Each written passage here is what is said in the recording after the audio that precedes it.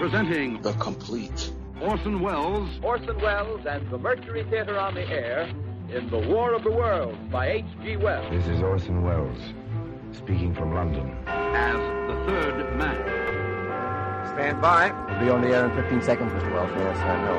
Stand by, everybody. Mercury Theater on the Air presents Orson Welles as Count Dracula in his own version of Bram Stoker's great novel, Who knows Dracula. what evil lurks in the hearts of men? The shadow knows.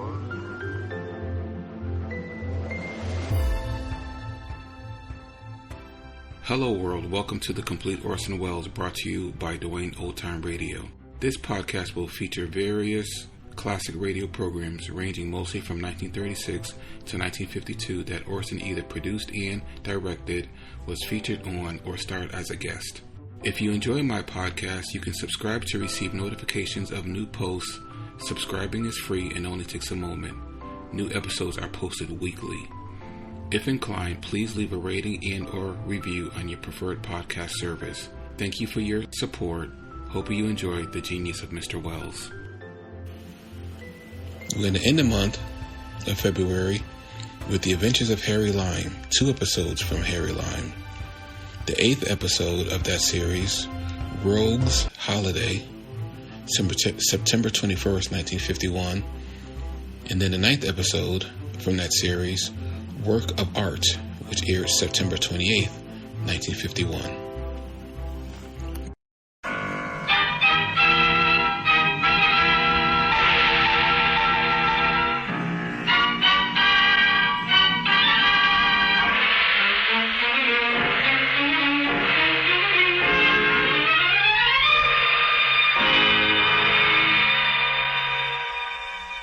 Presenting Orson Welles as the third man.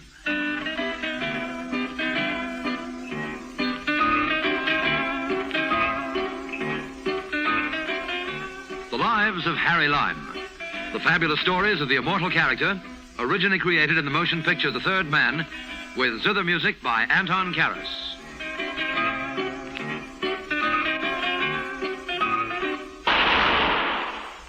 That was the shot that killed Harry Lime. He died in a sewer beneath Vienna. As those of you know who saw the movie The Third Man. Yes, that was the end of Harry Lime. But it was not the beginning.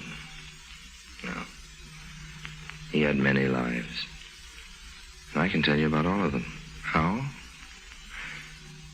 Because my name is Harry Lime. Did I ever tell you about the time when I outwitted 3 very suspicious Wall Street investors at a net profit to yours truly of 55,000 American dollars? No? Well, I will sometime. Anyway, because of that little caper, I decided that an ocean trip would be good for my nerves and for the nerves of some half-dozen New York detectives. And that's how I happened to go on a holiday. A rogue's holiday, if you will.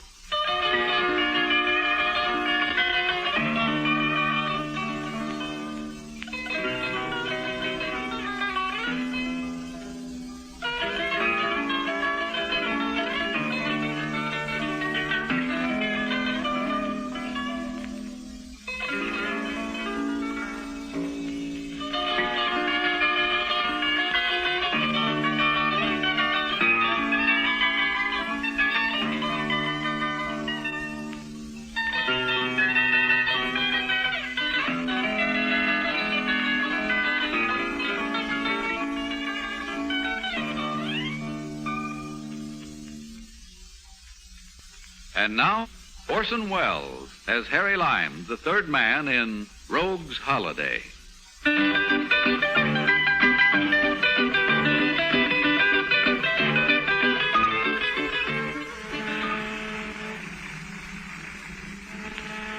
Very pleasant. Day or so out of New York aboard the Queen Anne, bound for Southampton. I was on the passenger list as J. Harrington Lime. I ate, of course, at the captain's table, remembering how I put the investments of those 3 Wall Street brokers in my own personal piggy bank. Whenever I was asked... And what business are you in, Mr. Lime? I would smile to myself and answer, I'm an investment broker, Lady Barbara. It is the Lady Barbara Follet, isn't it? Yes, of course. I thought we'd met. Aren't you also sitting at the captain's table? Yes, that's right. And I seem to remember that there's an empty chair at the table next to yours. You're not traveling alone. It's of no importance. You are on a holiday, Mr. Lyme? A holiday? After a manner of speaking, yes. I don't understand. I'm so interested in my work, Lady Barbara, that I'm seldom able to keep from mixing pleasure and business. Oh, you seem so young to be engaged in so complex a business. Investment banker.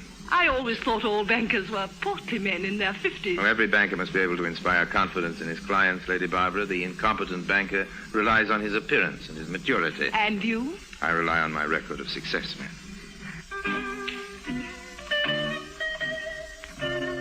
No hurry. No hurry at all. Not while I was on my holiday. Pleasant boat, Queen Anne, scheduled to take 6 days to Southampton she was. I had plenty of time. But the question of Lady Barbara Follet's bank account and the question of the empty chair next to it, the captain's table, preyed a bit on my mind, so I looked at the passenger list. There she was, all right. Lady Barbara Follet, stateroom A deck, stateroom for 2, right now. All it said was, and companion. And companion. What did that mean? Not a husband, surely. Looked up the steward for her stateroom. Yes, steward, you're in charge of the staterooms along this corridor, aren't you? Yes, sir. Now, number 6. I believe that's Lady Barbara Follet's stateroom, isn't it? I believe so. Now, I was wondering, just idle curiosity, on the passenger list, she's down as traveling with a companion. But he doesn't say who the companion might be. You don't, sir? Steward. Yes, sir. Yeah, take this for your trouble. Thank you, Now, sir. then, would you tell me who her companion is? No, sir. Not me, sir. Will that be all? Yeah, just a minute now. Yes, After sir. all, old man, I slipped you a $10 bill just for a bit of information. The lady in question, sir, slipped me a double sawbuck not to give out that information, sir. A double sawbuck? $20, sir. Ah, yes. Well, then I'll just take this for your trouble. Thank you, Now, sir. then, about Lady Barbara's companion. You were planning a little hanky-panky, no doubt, sir. Hanky-panky? Worried, were you, sir, lest the companion might be the husband of the lady in question? Yes, something like that, yes. Looking for a little shipboard romance, no doubt, sir. That's it. Now, who's the companion? You've got clear sailing, sir. The companion's not her husband. Matter of fact, sir. Yes? Take my advice and wait till the companion's got her sea legs, sir. A lot cuter, the companion, than Lady Barbara, sir. Well, thank you, Stuart. Not at all, sir. So, in the next day or so, I found opportunities for squiring Lady Barbara around the boat. Cocktails in the evening, a drink or two after dinner, even a game or two of deck tennis in the afternoon. Something she'd said made me prick up my ears and redouble my attentions to her as a prospective, shall I say, client. We were having brandy in the lounge after dinner. The other day, Mr. Lyme... Yes? You were saying that what you relied on to inspire your clients with confidence... Was my continuing success, yes, that's right. I must say, you inspire me with confidence. Well, that's half the battle for an investment banker like me. Have you some problem with your own investments? To be frank, yes, I have, Mr. Lyme. We must talk of it further tomorrow. Well, why not now? Thank you, I should like to, but the truth is, I must spend... Your companion. The reason for the empty chair next to you at the table. Yes, She hasn't her sea legs yet, How did you know it was she, not he? Well, it's no matter. You'll probably be meeting her tomorrow. If she takes a liking to you, Mr. Lyme, as I have, then perhaps we can do some business. That is, if you want to. Any way I can be of service, Lady Barbara.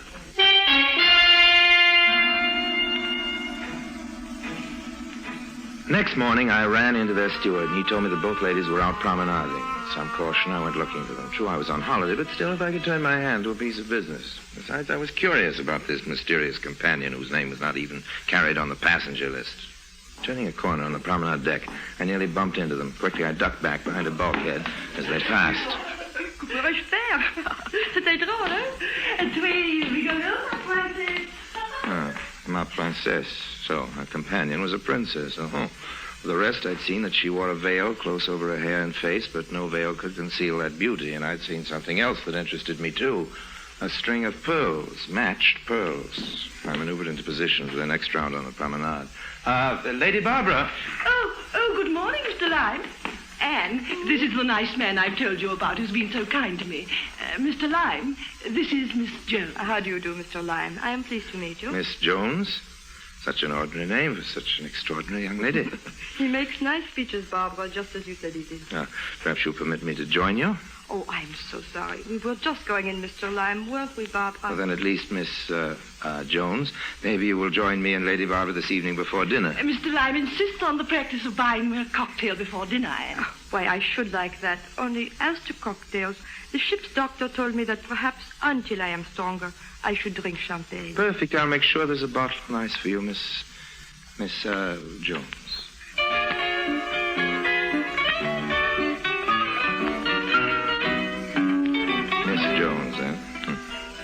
I was sure that while that name Jones was a phony, the pearls weren't. This was promising to become one of the more profitable holidays I'd spent. That evening, I was in the lounge early, a bucket of iced champagne by my side. Mr. Lime, as you promised, my wine. It's vintage, Miss Jones. I think it should be adequate. No, Lady Barbara? Oh, she was a little indisposed. She sent her regards. Please sit down. Steward. I confess, Miss Jones, I'm not too sorry Lady Barbara's not joining us tonight. So? I was looking forward so to meeting you. You'd become a lady of mystery. And having met you this morning on the promenade deck, I spent the day looking forward to chatting with you this evening. Oh, more pretty speeches. All right, sir? Yes, fine. Fine, thank you. If the wine meets with Miss Jones' approval. Miss Jones knows little of wines, Mr. Lime. She is content to leave such matters to you. You have won Lady Barbara's confidence, and that means that you have won mine, too. Then a toast to your improved health, Miss Jones. Now, why do you always pause, as if you do not remember my name? Oh, my apologies. Very rude of me. I'm awfully sorry. I accept your... Oh! What is it? Oh, my string of necklace. It broke. Oh, my pearls. Oh, here, look out. Just hold still. You know how many of them there were? Now, don't move. Yes, there were 64. Just so we can make sure none of them have rolled under... here. Yeah, here's another. Oh, such a stupid thing. No, I really must have... Please. Here's another. Steward. No, it is all right. I think that's all of them. Let me see. Quickly, that's 5, 10, 15. Yes, sir. Just hang on a second, will you? The lady's string of pearls broke. It may be that one or two are still missing First time somewhere. I I don't have know. never done such a betise, such a foolish thing. 55 and 5 is 60, and 1, 2, 3, 4. Yes, that is a whole lot of them. Thank you, Stuart. Lucky thing, ma'am. Oh, Mr. Lime, do me a great favor. Anything at all. I say you're sure they're all here. Oh, yes, sure. Take them, will you? You have an envelope, perhaps, or a safe pocket? Take them for me to the little jewelry shop. You know, the one right on the step. Oh, sure. I know the shop, but... Maybe it's still open. You can have the man restring them properly on a strong new string. Or would you do that? Well, I'm not sure I like the idea, really, of wandering around the ship with a handful of loose pearls. These look like the real thing. Oh, no. They will be perfectly safe. Now, won't you, for me, such a little favor, if the shop should still be open, please? Leave you? Oh, I shall sit here quite quietly, just thinking how lucky I am that you were with me when the string broke, till you return. All right? All right. I'll be back as soon as I can.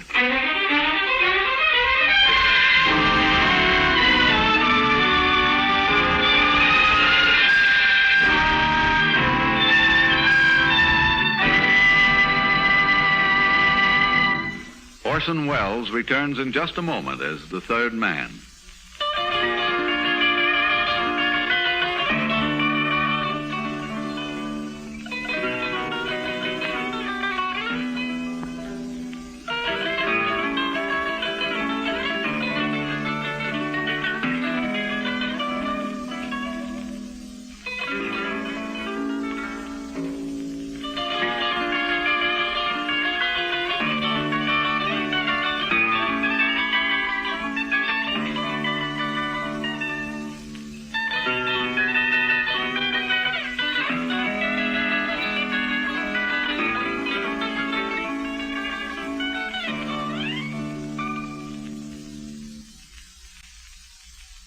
And now, Orson Welles, as the third man, continues with Rogue's Holiday. So there I was, by myself, free as the wind, with 64 pearls in my pocket. Even one of them, one of the bigger ones, was worth, well, 5,000 pounds, something like that. Nice sum. My stateroom, I had some loose pearls, paste. I could have made the switch easily enough, had plenty of time. And a stupid thief might have done just that. But not Harry Lime. Oh, no. I'd play it smart. I'd wait till later. Went straight to the ship's jeweler. String broker? If you could do a quick but good repair job, old man, I'd be most grateful. Oh, it's easy enough. Just take a moment. Just roll them out here. Good ones, aren't they? Well, they look it, don't they? Yes. To an expert's eye, they're very handsome indeed. How much would you estimate that string to be worth, old man? If you were to just walk into this shop and ask to buy them, you mean? Yeah. Or if you wanted me to find you another 64 like them? No, just walk in and buy them. 50,000 pounds? Oh, I'd say this string closer to 150,000, sir. Well, I was a pretty rich man there for a few minutes. There you are, sir. Yes. That string shouldn't break very quickly. Thank you very much. What do I owe you? Oh, forget it, sir. It's a privilege to be handling those pearls, even if only for a moment. It would have been foolish for me to tamper with his fortune while we were still aboard ship. 2 days we'd be in Southampton, at which there'd be still plenty of time. The important thing was to get this lovely girl's confidence, which I most certainly did. And the second thing was to pry under her incognito. Who was she? Which princess of the blood was anxious to conceal her identity under the plebeian name of Jones, and why? Not until the last night, when the ship was gliding into the soft darkness past Plymouth, when the two of us stood under a sickle moon on the boat deck, did I find out. If she looked lovely in that moonlight, her pearls looked even lovelier. Oh, what a wonderfully soft, warm night. I hadn't noticed. You had not? Oh, the band has begun playing again. It has? Can't you hear it? What's the matter with you? I need all my 5 senses for something more important than looking at nights or listening to dance Oh, bands. no, Mr. Lime. Harry, Oh, no, Harry, you must know. if the night is warm, it's because it must be to afford you a warm mantle. If the band is playing, it's only to provide a setting for your voice. Miss Jones. My name is Yes? Anne. Don't move. Please. What price the warmth of the night or the music of the band? Oh, you kiss very expertly, Mr. Harry, Or should I say you seem very practiced. if a cat may look at a king, Yes? then perhaps it's all right if I kiss a princess. Oh, you recognize me. Well, I knew you were a princess, not your name, if that matters. You are uncanny, Mr. Lime. Harry. Anne, since you have gotten this far and since you have shown yourself trustworthy, I can see no reason for not telling you anymore. I am Anne de Bourbon, Princess of Helvigstein. At your service, ma'am. You have heard of our principality? It is in eastern Germany, beyond the Iron Curtain. I should say it was. It is no more. It's all gone except... Except what? I'm not sure. I will not know until I meet my husband in London. If I meet my husband. If? Well, there's some doubt. I have said too much already, Mr. Lime. It is too bad. It has been a pleasant evening. I was almost able to forget for a moment. Good night.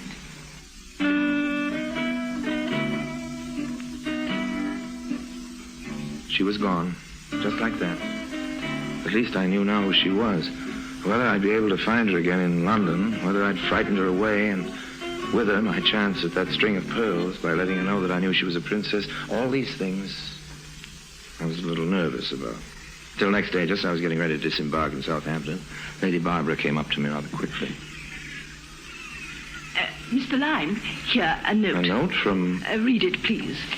After last night, I've been worried for fear I might just possibly have said something which, might have offended your friend, Miss Jones. Offended her? Oh, read the note. The note paper bore a crest, a coronet. It was one sheet of heavy paper folded once. There was no salutation. The note said, "As you said, a cat may look at a king. It might be interesting and fun to experiment once more with your other statement, the one about a princess." There was no signature, but none was necessary. Do you feel better? Yes, but... She asked me to tell you that we will be stopping at the Carlton. We'll hope to see you then.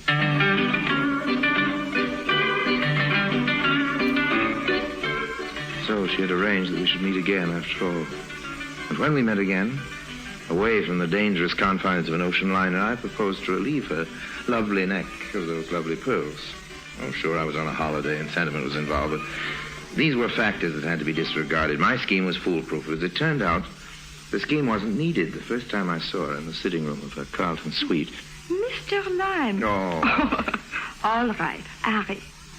Harry, you have already done me one favor. I hate to ask you, I've told you I'm at your service, Miss Jones. No, call me Anne, please. If you want me, Highness, I shall be at... Oh, no, don't leave, Barbara. Stay with us. You know the favor I have to ask of Harry anyway. I started to say anything short of murder, Anne. No, it's nothing like that. First, listen. On shipboard, you remember I told you I was to meet my husband. If, you said. Yes, if. This is the if. Years ago, Harry, when the Red Army was driving through East Germany, we had to flee. My husband hid what was valuable that we had. Jewels, some gold plate, a pitiful collection, really, but all we had. He hid it himself. He alone knew where it was. He trusted in those days no one. Then, a few weeks ago, we planned to get it back. It would cost us a lot, we knew. Bribes, the purchase of a plane, fee for the pilot, more bribes and always more bribes. Klaus had to fly into Helvigstein, don't you see, himself. A mad and dangerous idea. I think so. But he refused to tell anyone else where his cachet was. He could not trust anyone. I went to America to raise some funds that was needed. Lady Barbara has been good enough to lend us more. But just today, I have learned that even more is needed. More money? Mr. Lime, say no quickly if you cannot do me this favor. But I have exhausted all my other resources. If you knew how much it costs to bribe these officials over here. Oh, I'll bet. How much do you need? Oh, you will do it?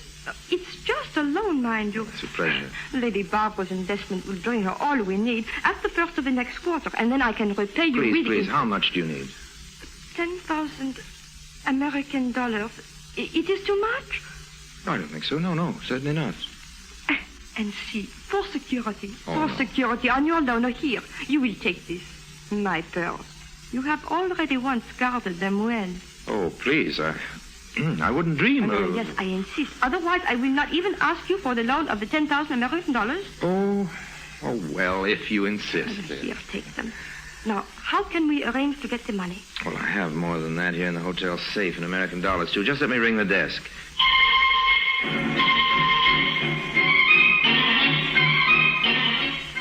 A trip downstairs in the lift, elevator to you, back up again to my room and over to hers. I handed her 10 bills. She handed me the pearls. We smiled, shook hands in the deal, and I walked out of her room with a fortune in my pocket.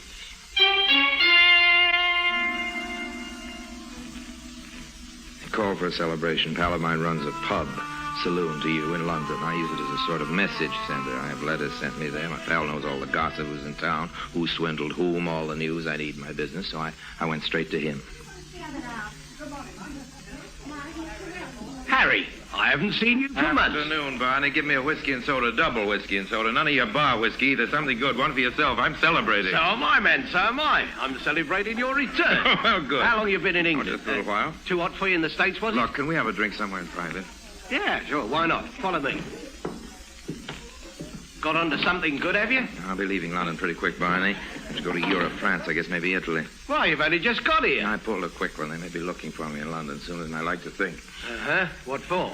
Unless it's something you think I should know about. Look, Barney. Well, now, aren't they beauties?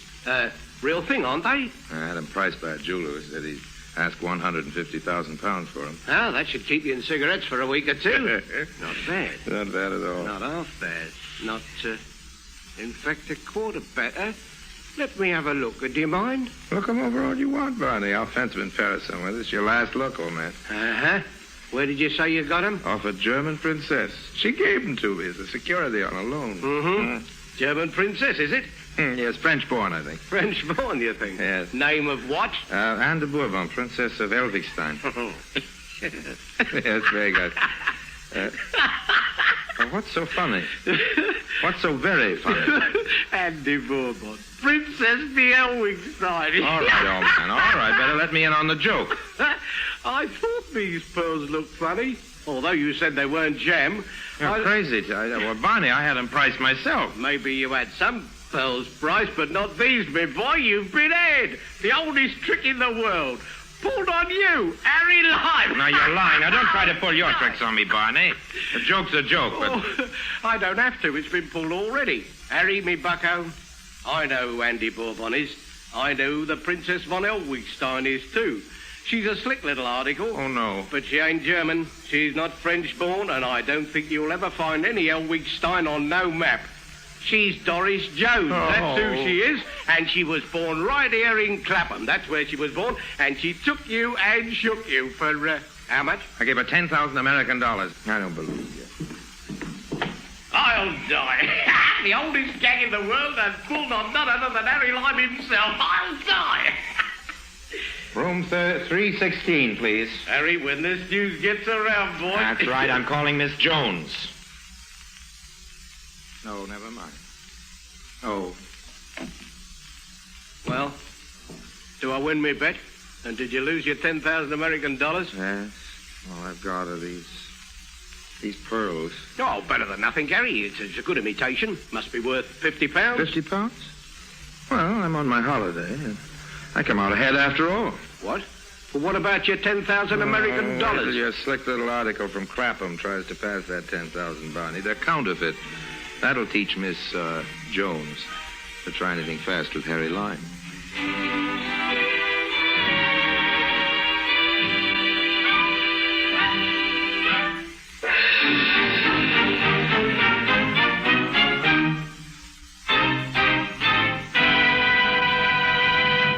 Harry Lime returns in just a moment.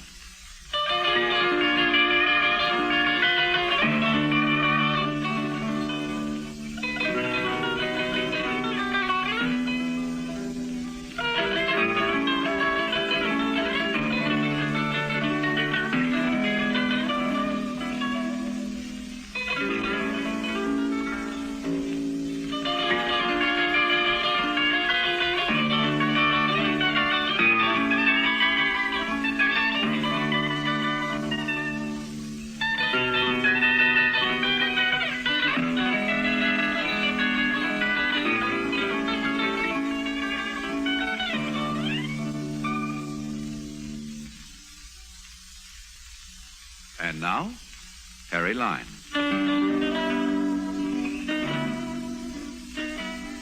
Well, it seems that Miss Jones found herself a legitimate prince, one of those exiles in Portugal, and settled down with him in Lisbon. I ran into her at Estoril a couple of seasons later. She was a real princess now. But it seems His Highness isn't as young as he was and probably never was, so the princess is very democratic. She asked me to their place for dinner, said she thought I'd be interested in some of the interior decorations. I was. She complimented me on my nice set of pearl studs, which she recognized, and showed me into the cloakroom, which was entirely wallpapered in American $10 bills, or a reasonable facsimile. I recognized them. No hard feelings, you understand. It's a pleasant little caper, and I always enjoy moving about amongst the upper classes. It's so educational. Well, goodbye for now. Don't take any lead nickels. And remember, if you can't manage to resist temptation, be sure you get it appraised.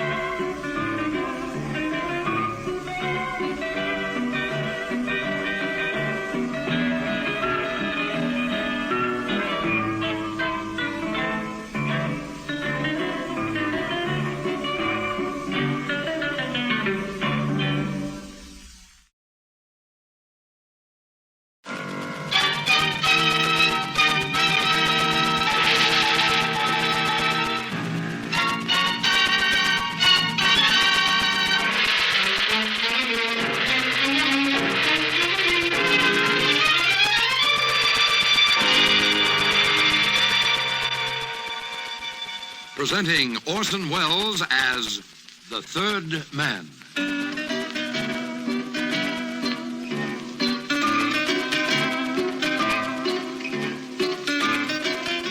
The Lives of Harry Lime.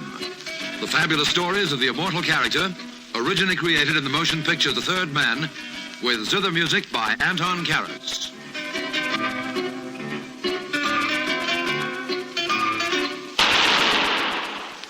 That was the shot that killed Harry Lime.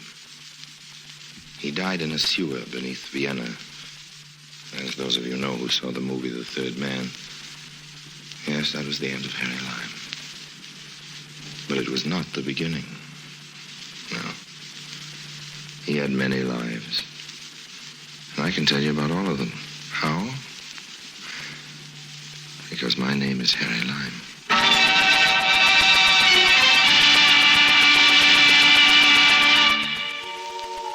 Buenos Aires, July 1944.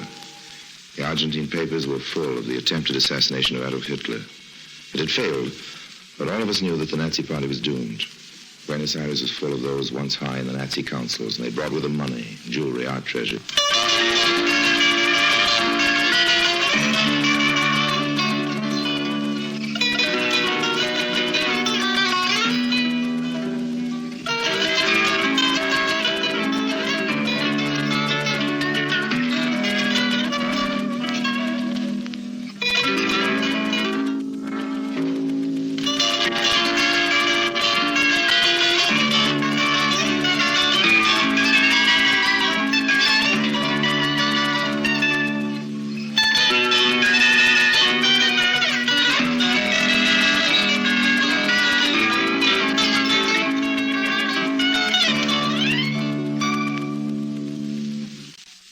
And now Orson Welles as Harry Lime, the third man in Work of Art.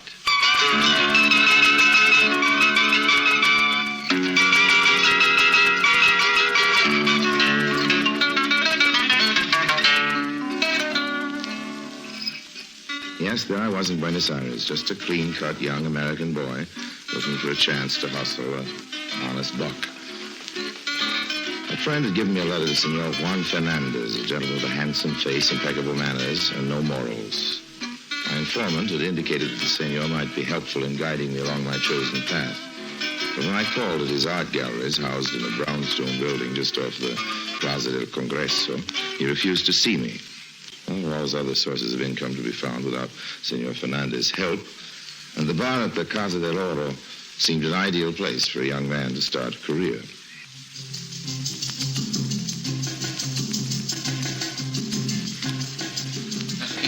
Bartender. Si, senor. Dispense to the tomorrow. I beg pardon, I don't understand much Spanish. I will make the apology for being so long. See, the supply of rum behind the bar, she was finished, and I go to the stockroom to bring some more. Okay. Skip it. No le entiendo, senor. What is skip it? Only let it go. Never mind. There's no harm done. I'll have a scotch. Gracias, senor. In Buenos Aires, we use much rum, the speciality of the house. She's a drink I made myself invented. Made from 4 different kinds of rum. The juice of the pineapple, a dash of curacao, a sprinkling of the... Fine, I'll have a scotch and soda. Si, senor. But you would like my speciality. From all the world, they say it is the fine... You make a mistake in ordering scotch and soda where rum is the popular beverage. Why? And your clothes in rum. You should buy clothes in the stores of Buenos Aires as soon as possible. Miss Emily Post, I presume? No, my name is Fernandez. Juan Fernandez. And I do not make these suggestions for the sake of etiquette, Mr. Lime, only for business reasons. I'm completely fascinated, Senor Fernandez. Please continue. In our profession, we must dress as the multitude dresses. We must drink as they drink, act as they act. We must never call special attention to ourselves, but must seemingly melt into the background. Yeah, but I melt so badly. I'm serious. I tell you these things for your own good. Isn't this concern for me a little sudden, old man? This morning you wouldn't even see me. Your drinks, senor. Oh, thank you. Thank you very much. And you, senor. I'll have one of your specials, Gerardo. We'll be over the little table in the corner. But of course, senor. It was not judicious of you to come to my art gallery, Senor Lime. You see, the business that goes on in the front rooms is quite regular, but there is a back room where some of the transactions are a little bit less orthodox. Oh, yeah? My backroom friends must not be seen coming into my establishment by my front room friends. You do understand? No, of course. It's perfectly clear. Lime, you come to Buenos Aires to reap some of the wealth here, huh? You are not the type to do it honestly, and that is all right with me. I will help you. But we must remain casual acquaintances who meet in bars, not business associates. You must not come to my galleries. Okay, old man. You are not giving me your full attention. Well, how could I? Did you see what came through that door? The beautiful senorita with the off-the-shoulder dress. You don't miss anything either, do you? Not very much, I assure you, senor. Well, should you know? If you and I come to terms, senor, she is the first assignment.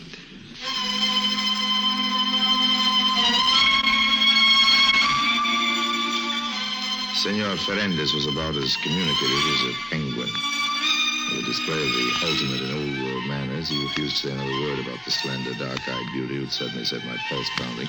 Instead, he turned the conversation to other types of beauty, those found in paintings and sculpture. He began to test my knowledge of the arts and perhaps my conversational abilities. Apparently, my proficiency at the latter made up for any deficiencies in the former, but we soon came to terms. It wasn't until a second meeting, however, that the exact particulars of my new trade were explained by the master.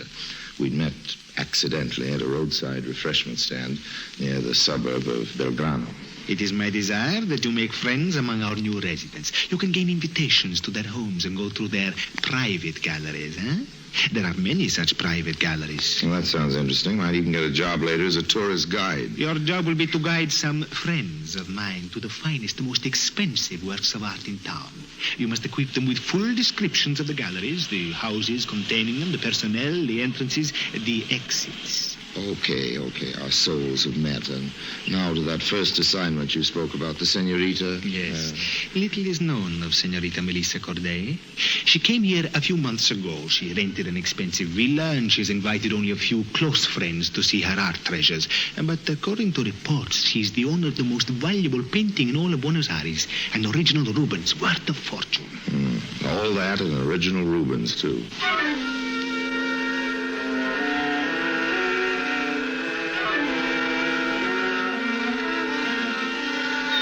I don't know what Juan Ferendez is worried about. What could happen to me? I wasn't going to be doing any of the stealing. My job consisted of being charming and observant. During the next few weeks, I managed to exercise my charm on half a dozen of the local gentry. I was invited to their homes, and I made polite compliments to my hosts, extravagant ones to my hostesses. You know, it's amazing how much information you can get if you say the right things about a woman's choice of dresses or a man's choice of wines. And Senor Ferendez paid me handsomely for the information, but both of us were still primarily concerned with Senorita Melissa Corday. And she proved as elusive as the olive at the bottom of a martini. However, by this time we were both members of Buenos Aires society, and an eventual meeting was inevitable. I managed to meet her often. As a matter of fact, she found me quite irresistible. I'm very sorry, Senor Lime, but I'm busy tomorrow. The following day, then? No, I'm sorry. The following day I have an engagement. The day after that, Senorita Busy. Busy, huh? Now, there were two things driving me toward Melissa Corday. My determination that I'd pierce that core of cold steel and my desire to get the Rubens. Oh, I've known women like her before. Women with cash registers where their hearts were supposed to be, but it wasn't going to defeat me. I'd have a bank balance to blind the next mercenary woman I'd met, and Melissa Corday was going to be the donor. On Saturday evening, Senorita Corday was giving a large dinner party for a visiting American diplomat. After a short study of the guest list, I chose as my target an undersecretary of the English consulate, Mr. Albert Ramsey. I studied him carefully. I learned of some of his former posts and all of his weaknesses, including that of absent-mindedness. On Saturday evening, I followed him out of his hotel.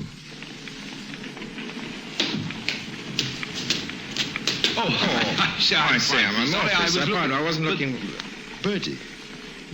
Albert Ramsey in the flesh. Oh, yes, in the flesh, as you say. How have you been, old boy? I heard you were connected with the concert over here, but I haven't had a chance to look you up. It is good seeing you Well, again, yes, it's old man. nice seeing you. Imagine bumping into good old Bert Ramsey right in the middle of Buenos Aires.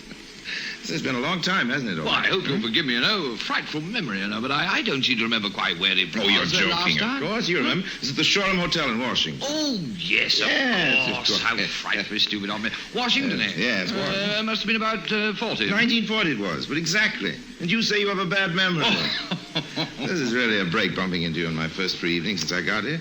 You've got to have dinner with me, old man. Well, fact of the matter is, I have a dinner engagement. Charming girl. Having a bit of a party tonight. Promised I'd go. Well, I'm certainly not going to say goodbye after having been lucky enough to run into you. I hate these dinner parties myself, but then maybe you couldn't take me along even if you wanted to. Oh, I dare say it'd be all right. Well, as long as you say it'd be all right, you're sure I wouldn't be intruding? Oh, no, of course not. No, a pretty girl like that'll be delighted to have me bring a handsome young chap around. Probably only invited an old duffer like me because she needed an extra man. Well, if you're positive, it's all right. Oh, I do have a confession to make, though. That rotten memory of mine, you know. I remember our meetings in Washington, plain as though they occurred yesterday, but your name slipped right out of my mind. Can you imagine that? Well, don't apologize. It's Lime. Harry Lime.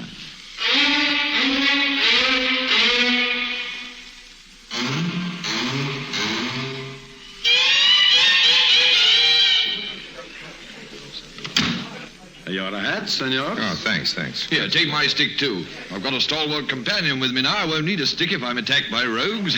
That's a good one, Bird. That's a good one. Here comes our hostess. Good evening, Mr. You look simply ravishing, my dear. Look, I want you to meet an old and very dear friend of mine, Mr. Harry Lime. I've had the pleasure. Oh, you don't say. I didn't know. Oh, I'm terribly sorry, Melissa. I didn't know Mr. Ramsey was coming here. I bumped into him. Oh, it's all my fault, my dear. Harry and I met accidentally, and I hadn't seen him for years. I simply insisted that he come along. I suppose I was so busy chatting about old times, I didn't get round to telling him who our hostess was. I see. I hope you'll pardon an old duffer. Yes, of course, Mr. Ramsey. Of course, you could call the police or have your servants throw me out. I say he's droll, isn't he, my dear? Very. Well, come in and have a drink. The others are a little ahead of you already. Oh, we'll catch up, won't we, Harry? Oh, I don't think I'll have a drink tonight. I don't want a chance dulling my senses. I understand Melissa has an art collection that's really worthwhile seeing. You're interested in art? Oh. Somehow I didn't think you would be. Oh, I'm very, very, very interested. Perhaps I've been wrong in my estimate of you, Mr. Lime. I'll be happy to show you my gallery, if you really think you'd enjoy it. Well, honestly, Miss Corday, nothing could fascinate me more.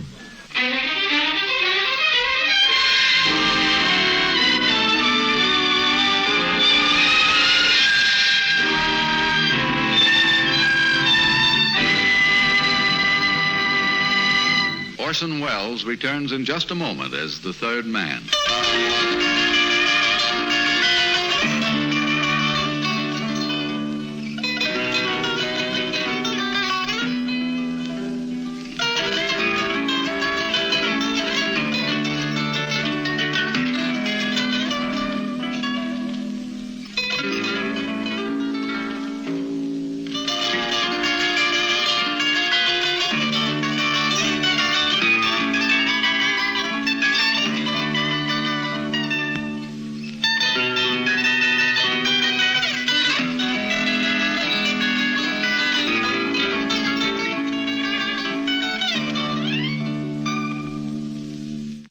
And now, Orson Welles, as the third man, continues with Work of Art.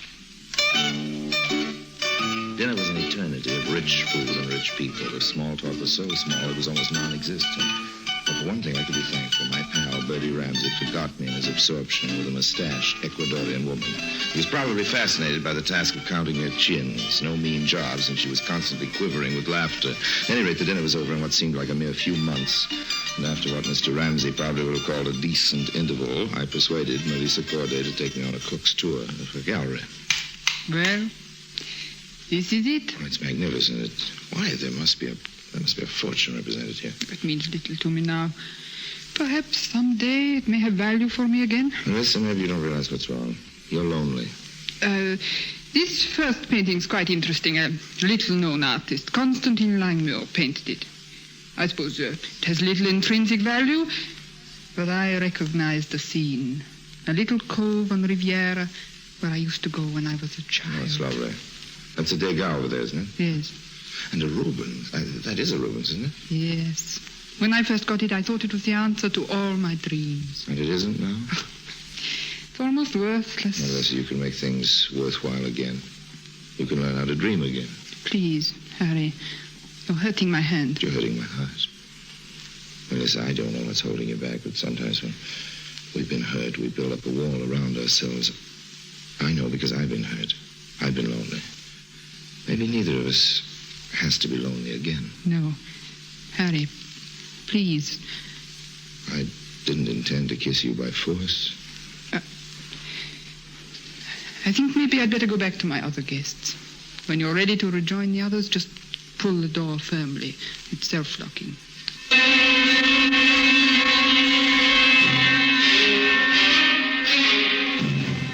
The gallery was in a separate wing of the house, connected to a small sitting room with only the self-locking door between.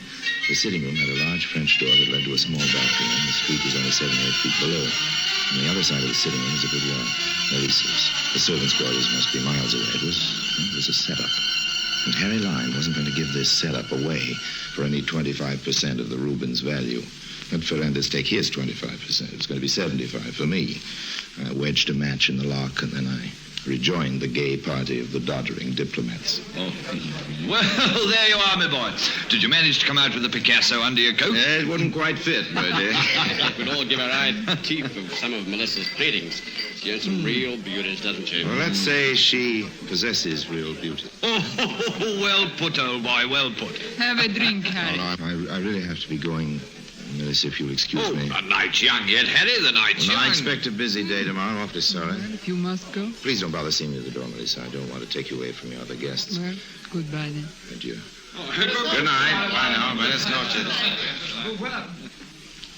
You are leaving, Senor Lyme? Yes, I have to be going. I will get where you go. Oh, I just had a little accident. The button off my coat. You wouldn't happen to have a needle in the thread, do you know? A needle? Thread? Agujaillo. Agujaillo. Si, Senor Lyme. Pedro has, right here in the cloakroom. And a pair of scissors, and a sharp knife, or a razor blade, something of that kind. You have one? Si, understand the razor blade. Have here. See? Needle. Thread or razor blade. You want Pedro to sew? No, thanks very much. I can manage. I hate to keep troubling you, but suddenly I seem to be very thirsty. Do you think I might have a glass of water? Si, senor. Well, thank you. If you could get it while I sew this on. Of course, senor. I shall be right back. No. Take your time. Take all the time in the world.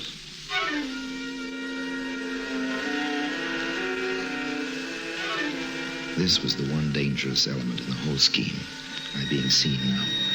I waited until the obliging Pedro was out of sight, then I slipped down the corridor. I hoped he wouldn't start a fuss when he found me gone.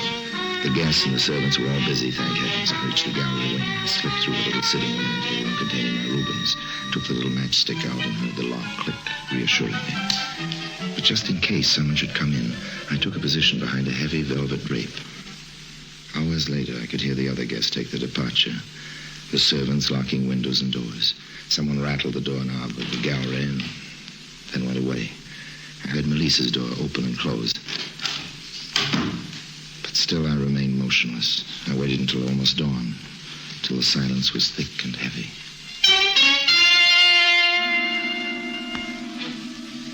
Stealthily, I approached the priceless painting. I took the razor and slipped the canvas neatly in the frame. I rolled it up and slipped it into the lining of my coat. A few hurried stitches took care of the rip I'd made for it. I held my breath as I tiptoed to the door and opened it gently. Crossed to the French door that led to the balcony. Below was the street and safety. The latch worked easily. I started to turn the handle.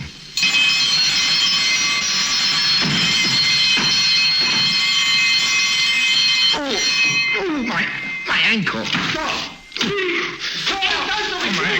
No, don't shoot. So we've got a ladron, eh? It's on the alarm. Get to your feet. Stand up. My ankle's killing me, Pedro. Pedro? You called me by name. Oh. Carlos, flash your light in his face. No. Pedro, Carlos, what in the world is going on? We have caught for you a burglar, senorita. A burglar. He is Senor Lyme. I call the policia. No, senorita? Wait just a minute, Carlos. Harry, what is the meaning of this? Yes, what were you doing in my gallery? Well, I wasn't in the gallery. What? I could explain the whole thing very easily if we were alone. Not leave you alone with him, senorita. You don't think I'd try to harm you? No, Harry, I don't. It's all right, Pedro. Carlos, wait outside. We have our guns ready. You call if you need us, huh? And no funny business, Senor Lyme.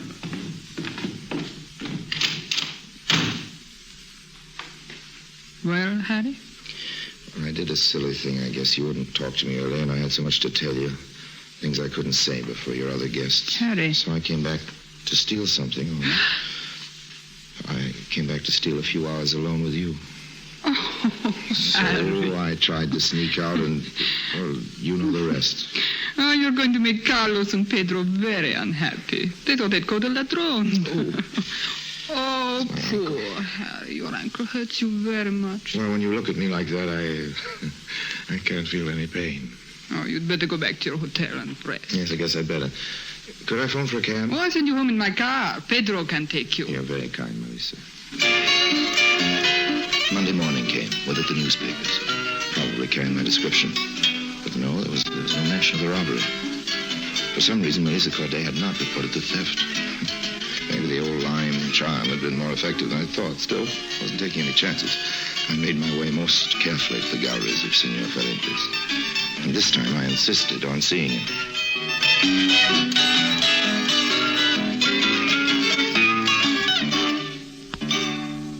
You should not have forced your way in, Harry. I told you I had to see you, and you'll be happy to see me. What in the world are you doing? Just removing a little painting I happened to pick up. Look. The Rubens. That's right. Mm-hmm. Need the money for it right away, Juan. I have to get out of the country now. Obviously. I get 75% this time. Of course, I know you haven't got that much cash hanging around, but I thought you could give me as much as you have now. I have enough to pay you what this is worth. Oh, what? This is not an original Rubens, Harry. But you were the one who told me. I had never seen it when we discussed the matter. It's a good copy, a very good copy, worth $100 perhaps. No. So that's what she meant. It's almost worthless. I was worried about her morale. What's her game, Juan? Oh, I suppose a very old one, insuring a fake, permitting someone to steal it and giving him ample time to make a getaway, and then suddenly discovering the loss and reporting it to the insurance company. So now the insurance detectives will be after me, and for a $100 copy. Oh, those insurance investigators are always the most relentless. And she's in the clear. If I'm caught, she didn't dream it was a copy. If I make a getaway, she's rich. It was all window dressing. Those servants, the house, everything. You better leave, Harry. Pedro, he'd make a lovely witness. He even gave me the razor blade I used. I have a friend. He owns a small freighter. Yes? It sails in a few hours. I'll call him. The Natalie 3rd. It's moored in the Puerto Nuevo. I'll find it. I'm awfully sorry, old man. I'm a little short of cash. Here, $100 for the Rubens copy. Oh, I don't know what I can do with it. The skipper of the freighter is a friend of mine. He will not charge you more than $100. Okay, well, goodbye, old man. I suppose I just encountered one of the hazards of the profession. Thanks for the $100. You're welcome. He's gone? Yes, Senorita Corday, you can come out now. I don't know how I can ever thank you. You were my only chance. I had to come to you, Senor Ferrantes. It was a great pleasure to save your masterpiece. Oh, that wasn't all you saved. No? If I'd called the police last night, there would have been no way of explaining the presence of an attractive man in my home at that hour. Mm-hmm. One who'd been present all evening. It would have been compromising. I never could have obtained my divorce. My only reason for being in Buenos Aires would have been shattered. My months of being rude to every man who looked at me, lest my husband's agents could misinterpret my friendships. You know, I'm beginning to think I was never cut out for this business. We Spaniards are too sentimental, eh? Like Harry Lime, I might have made a fortune out of this painting. Imagine getting it back for $100. But with no profit to me. All I accomplished was the saving of a woman's reputation. A perishable commodity at best.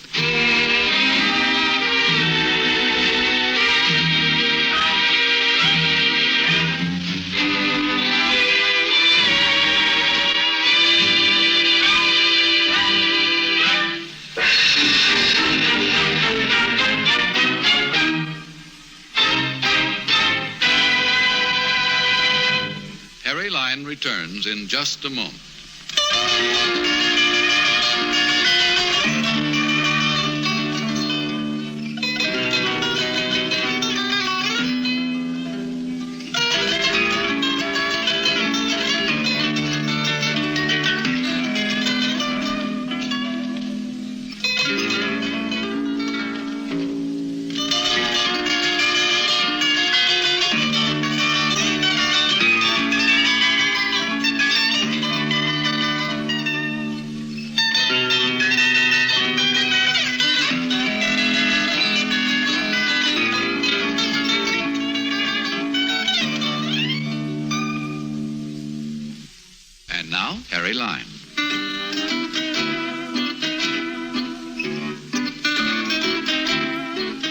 course, I hadn't witnessed that last scene. I reconstructed it later from a few newspaper clippings. One reported the final divorce of Melissa Corday, former wife of a Nazi munitions manufacturer. Another reported her marriage to Senor Juan Ferendez, well-known Argentinian art dealer. And a third, which must have been released to the press in anticipation of my reading it somewhere, told how a priceless work of art had been recovered for a $100 reward.